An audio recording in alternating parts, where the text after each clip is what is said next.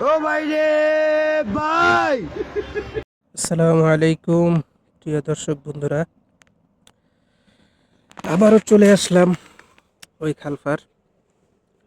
এখানে আইসা দিই আগের তুলনায় মাছ অনেক বেশি। এত মাছ সৌদি আরবে আমি আর কোনো সময় দেখি নাই।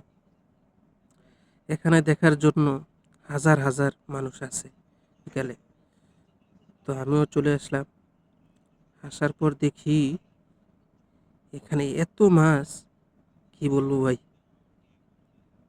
আমাদের বাংলাদেশে যদি হইতো,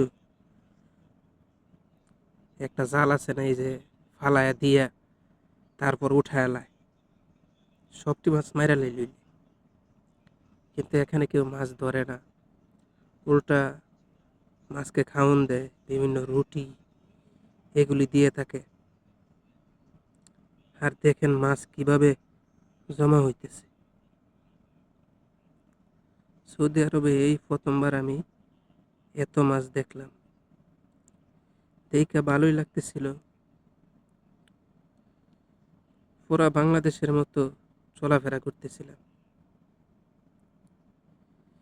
তো এইটাই মানুষের প্রবাস জীবন, কতটা যে কষ্টের এটা যে বিদেশ থাকে সে বলতে পারবে।